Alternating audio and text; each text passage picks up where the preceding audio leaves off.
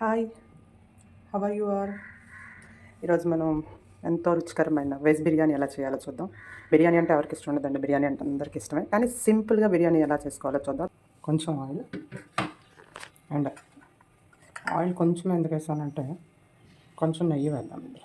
బిర్యానీకి కొంచెం నెయ్యి వేస్తేనే బాగుంటుందండి.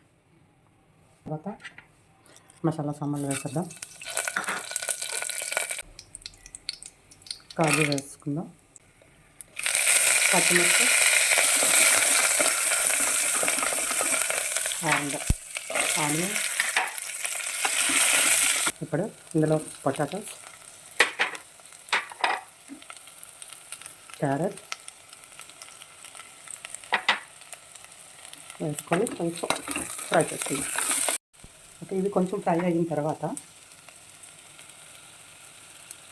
Sweet corn and paneer cubes.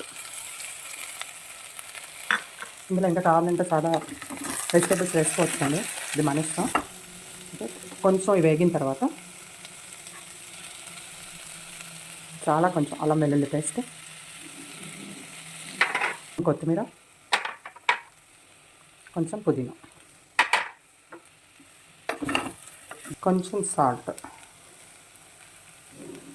Clean చేసి హాఫ్ అన్ అవర్ ముందు నానబెట్టుకున్న బాస్మతి రైస్ ఇందులో వేసేద్దాం. రైస్ వేసి కొంచెం రైస్ ఫ్రై అవ్వనియండి. అలాగని రైస్ కలిపియొద్దు అలాగా, ఎందుకంటే బాస్మతి రైస్ విరిగిపోతే అసలు బిర్యానీ బాగోదు. నేను ఈ గ్లాస్తో గ్లాసుడ్ రైస్ తీసుకున్నాను. ఈ గ్లాస్తో 1.5 గ్లాస్ వాటర్ వేస్తే సరిపోతుంది. సాల్ట్ సరిపోయింది. ఇప్పుడు క్యాప్ పెట్టేసి జస్ట్ 2 విజిల్స్, ఇది బాస్మతి రైస్ కాబట్టి 2 విజిల్స్ వస్తే చాలు. ఇప్పుడు మనం ఓపెన్ చేసుకోవచ్చు.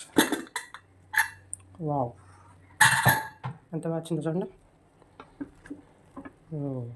పొడి పొడిగా. రైతా చేసుకోవడానికి పెరుగు 1 కప్, కలపండి చాలు. తీసుకున్న ఆనియన్స్ చాలా చిన్న చిన్న ముక్కలు కట్ చేసుకోండి. అండ్ కీరా తురుము, సాల్ట్, పింక్ సాల్ట్. అండ్ మామూలుగా అయితే పచ్చిమిర్చి వేస్తారు, నేను కొంచెం మిరియాల పౌడర్ వేస్తున్నాను. అంటే తిక్కిగా కావాల్సిన వాళ్ళు ఇలా ఉంచేసుకోండి, లేదు కొంచెం బల్స్గా కావాలి అంటే కొంచెం వాటర్ వేసుకోండి. చూడండి ఎంత కలర్ఫుల్గా ఉందో. అన్నీ కట్ చేసుకొని పెట్టుకుంటే 10 మినిట్స్లో అయిపోతుందండి. మీరు ట్రై చేయండి, టేస్ట్ ఎలా వచ్చిందో కామెంట్ చేయండి. Thank you for watching my channel.